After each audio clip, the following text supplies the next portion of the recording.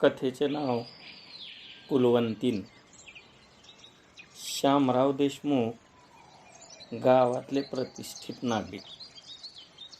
10-12 acre शेती, विहीर, motor, काळीभोर जमीन, सारं काही होतं. पण श्यामरावांचे पाय कधीतरी शेताकडे वळायचे. एरवी ते गावातच अडखळायचे.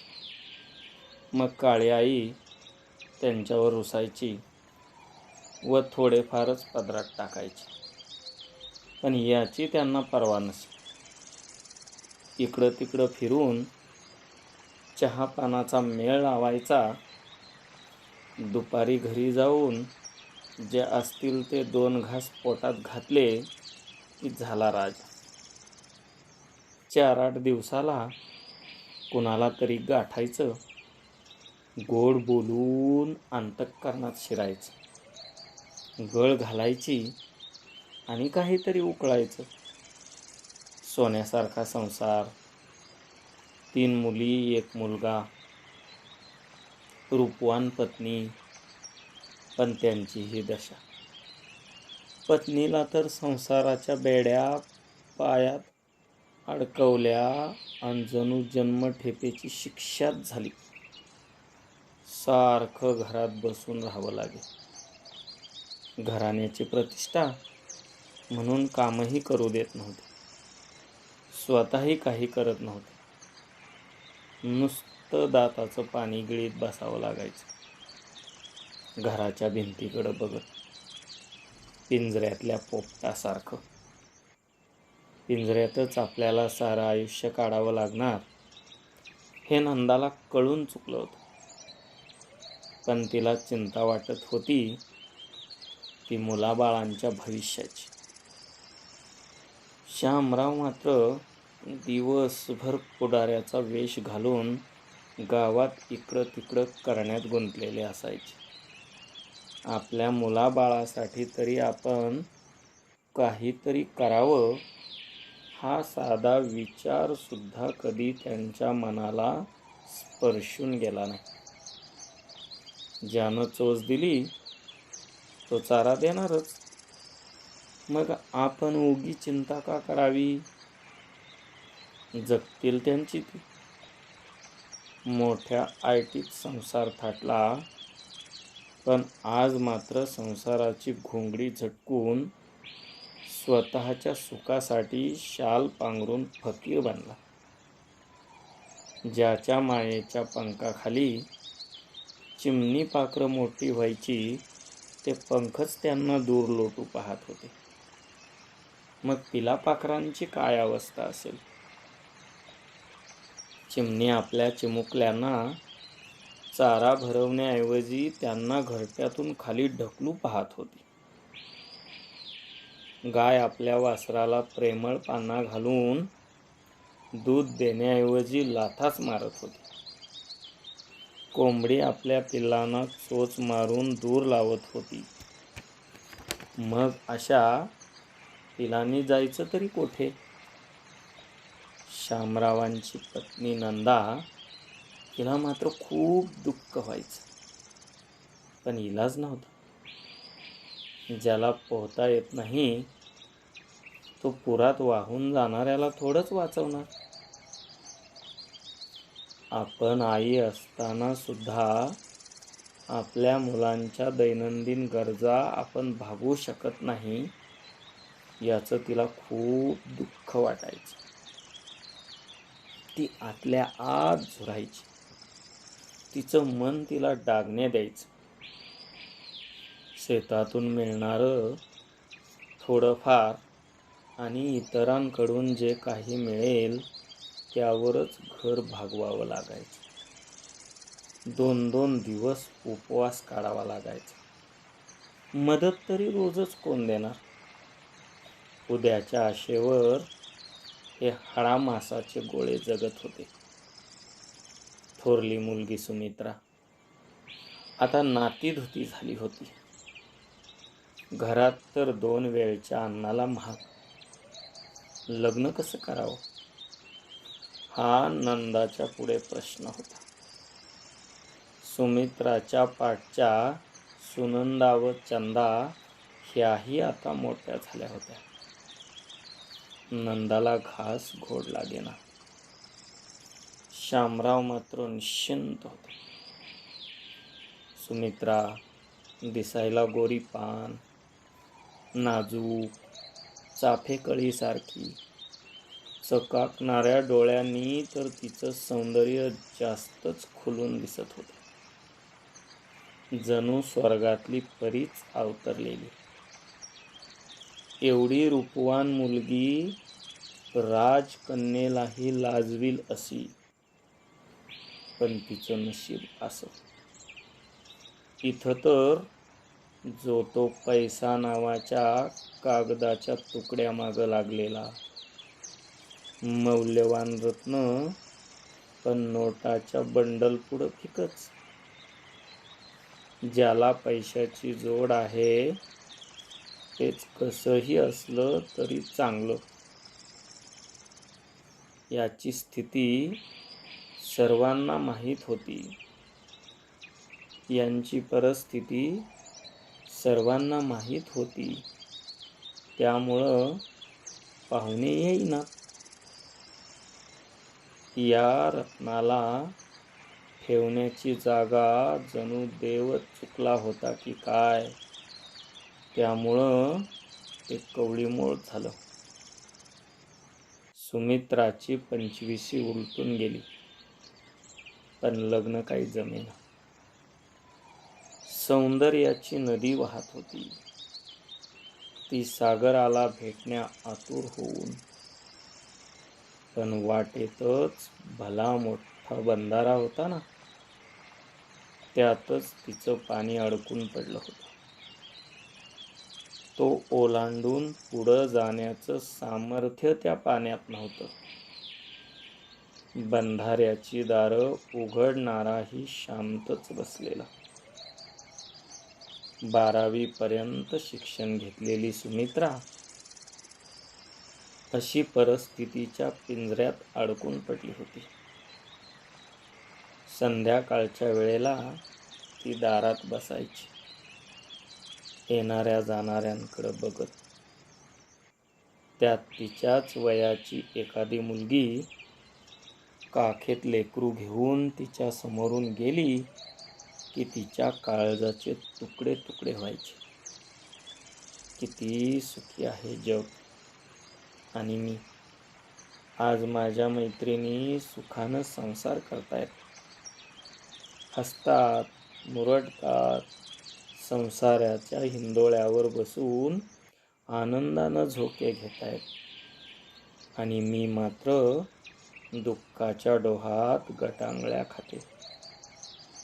या डोहातून बाहेर पडेन की, अशी तिच्या मनाची घालमेल चाललेली. नंदाला तिचं दुःख पाहवत नव्हतं, पण ती हात असून लुळी, पाय असून पांगळी व डोळे असून आंधळी झाली होती. लेकरांची दयनीय अवस्था पाहून तिचं हृदय पिळवटून निघायचं, पण हृदयात उचंबळलेल्या सागरातील लाटांना डोळ्यातून वाट मोकळी करून देण्याशिवाय ती काही करू शकत नव्हती. शामराव मात्र पित्याची कर्तव्य पार विसरून गेला होता. एके दिवशी नंदा त्यांना म्हणाली, अहो, असं किती दिवस डोळं झाकून बसणार? पोरीच्या लग्नाचं काहीतरी बघा. उद्या काय घडलं तर लोक तोंडात शेण घालतील तुमच्या. त्यावर ते संतापून बोलले, मी बघू? तूच त्यांना जन्म दिलास ना, मग बघ तूच, लग्न कर. नाहीतर. पतीच्या तोंडचे हे शब्द ऐकताच नंदा बेशुद्ध पडली. मुली तिच्या भोवती गराडा घालून आरडू ओरडू लागल्या. शेजारी पाजारी धावत आले. नंदाला उचलून त्यांनी दवाखान्यात नेले. ती शुद्धीवर आली, पण तिच्या मनाने आता चांगलीच हाय खाल्ली होती. स्वतः जन्म दिलेल्या कोवळ्या गायींना मारण्याची भाषा बोलणारा कसाई मात्र अजूनही पाषाणासारखाच वागत होता. तरण्या पोरासारखा केसाला डाय मारून इस्त्रीची कपडे घालून रुबाबात फिरत होता.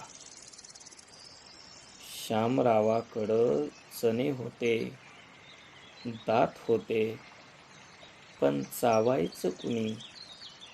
त्यामुळं त्याच्या संसाराची ही अवस्था झालेली होती.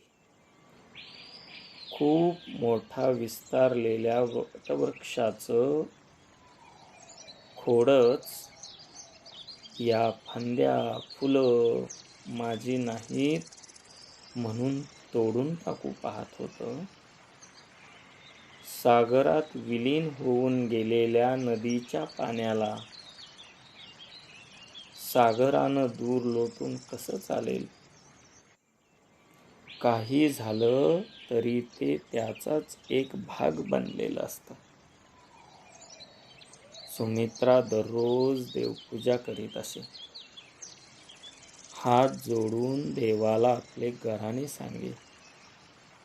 देवा, तू आम्हाला एखाद्या भिकाऱ्याच्या पोटी जन्माला का घातलं नाहीस? तिथं भीक मागून तरी आम्हाला पोट भरून खाता आलं असतं. पण आमची अवस्था त्याच्या पलीकडची आहे. तोंड दाबून बुक्क्याचा मार मिळतोय, सहन होत नाही आणि ओरडताही येत नाही. तूच यातून काहीतरी मार्ग काढ. इतरांकडं पाहिलं की तिला हेवा वाटे. दररोज काम करून खाणारे या जगात किती सुखी आहेत. पण आमच्या नशिबात कामही नाही आणि सुखही.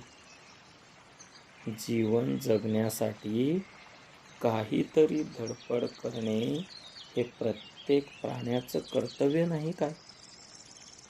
जन्माला घातलेल्या प्रत्येक मुलाचे पालन पोषण करणे हे आईबापाचे कर्तव्य नाही काय?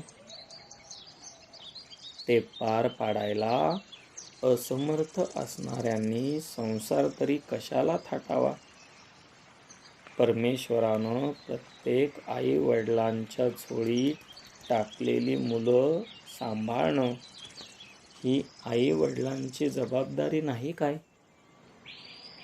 मग आमच्या बापानं असं आमच्याकडं दुर्लक्ष का करावं?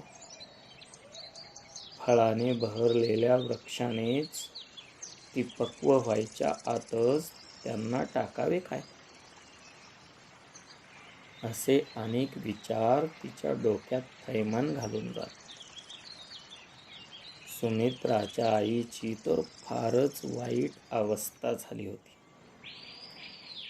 रस्त्याने इकडे तिकडे जाताना गल्लीतल्या बायका कुजबुजायच्या, एवढी मोठी पोरगी घरात ठेवायला हिला काहीच कसं वाटत नाही. उद्या पोरीनं नाक कापलं की मग बसल वक्त तोंड घेऊन घरात. असे धारधार शब्द कानावर पडायचे आणि काळी चिरून निघायचं. पण इलाज नव्हता. आपलंच वस्त्र फाटलंय तर फाटकच घातलंय म्हणणाऱ्याला दोष का द्यावा? आपल्या जखमा दुसऱ्याला दाखवून तरी काय उपयोग? आपल्या वेदना आपणच सहन कराव्या लागणार. ती निमूटपणे सारं सहन करायची. दिवसामागून दिवस जात होते. सुमित्रा जास्तच अस्वस्थ होत होती. एका बाजूला सौंदर्याचा सागर उसळायचा, तर दुसऱ्या बाजूला भुकेच्या कावळ्याची कावकाव चाललेली. तिला काय करावं हे सुचेना. कधी कधी आत्महत्येचाही विचार तिच्या मनाला स्पर्श करायचा. पण छे, जीवनात येणाऱ्या प्रत्येक संकटाला तोंड दिलंच पाहिजे. जो आत्महत्येचा विचार करतो तो कसला माणूस? परमेश्वरानं दिलेला हा देह आपणहून का त्यागावा? अखेरच्या क्षणापर्यंत संकटाशी लढतच राहिलं पाहिजे. मी सौंदर्यवती, रूपवती असली तरी मी कुलवंती नाही. कुलवंतिनीला शोभेल असंच मी वागेन. आजही ती त्या सुखद क्षणाकडे डोळे लावून बसली आहे. कधी कधी तिला वाटतं, फुलांनी फुलायचं असतं ते काट्यांच्या सहवासात. त्यांच्यावर जीवन जगणाऱ्या भ्रमरांसाठी. पण ते झाडच फुलांना भ्रमरांपासून दूर लपवून ठेवत असेल तर त्या फुलांचा काय उपयोग? पिंजऱ्यात ठेवलेल्या पाखराला धड उडताही येत नाही व पोटभर खाताही येत नाही.